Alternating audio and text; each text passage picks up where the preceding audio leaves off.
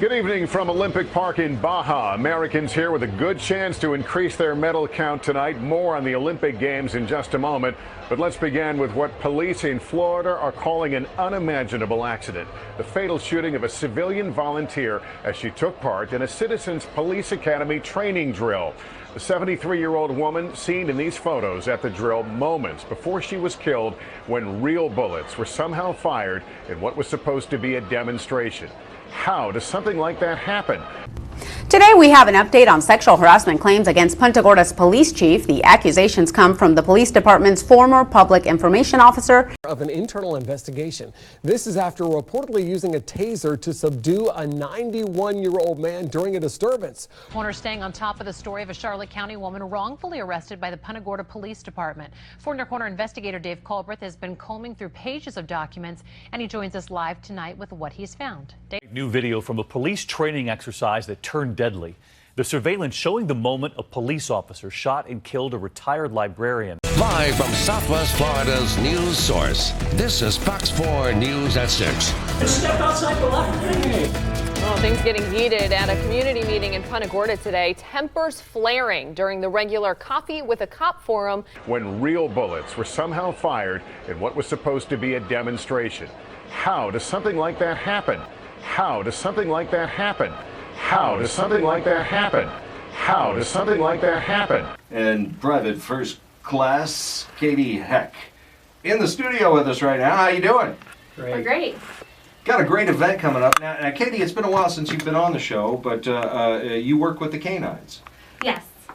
One of the great things about what's going on right now is you're going to have a chance to see Jedi again in action, which was my former police canine. That's right, yeah. He is now being handled by my younger brother, who also works for our department. Yes. Wow, that's cool. Kind of little family affair there. Yes. The former police captain shared on the stand. I went over the nomenclature of the weapon itself. The fact that even though these are detergent rounds, they are live rounds. That night, the then captain also inspected the simulation gun given to Mary Knowlton, along with a detective. Cleared it, made sure that the magazine was clear. Then took out one at a time, handed it to him, he checked it again, and then placed it into the magazine. Okay, and so would you consider that to be a safety check? Yes. With a half dozen law enforcement officers on the stand so far, no one knows who, if anyone, was given the role of safety officer or was checking guns, although some say it's up to the officer. Lee Cole, the officer who pulled the trigger, is facing manslaughter charges. He's also facing a civil lawsuit on Florida's East Coast when he worked for the Miramar Police Department. A man is suing Cole for pulling him from the back of a police car by his ankles. Cole resigned before an internal investigation was completed. Police Chief Thomas Lewis accepted full responsibility this week for the fatal shooting of a retiree during a training exercise. The Florida officer who pulled the trigger seemed to have a questionable career record. Officer Lee Cole was on administrative leave for shooting and killing 73-year-old Mary Knowlton. Earlier this week, Cole was investigated regarding an arrest in October 2015, during which a man was mauled by his police dog for several minutes.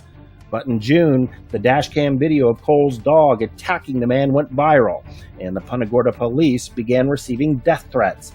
Cole was asked to resign from his previous job with a Florida police department in 2013 for failure to satisfactorily complete the agency field training program. For pulling him from the back of a police car by his ankles. Cole resigned before an internal investigation was completed. Put your legs straight out, sir. The Punta Gorda police chief says he and his officers are receiving death threats because of video taken 8 months ago. The man seen here is claiming the officer used too much force in tracking him down and letting the canine attack because his bike didn't have lights. This story getting so much reaction, the Punta Gorda PD took down its Facebook page. Today, NBC2's Tim Ronca dug into the officer's file. This video has now been seen across the country, and Police Chief Tom Lewis is now getting threats both over the phone and in emails like this one, which says, quote, "I hope Tom is shot in the face." I have people calling me at home at night on my cell phone, emails. Officer Cole, myself, and a lot of other staff members have received death threats over this.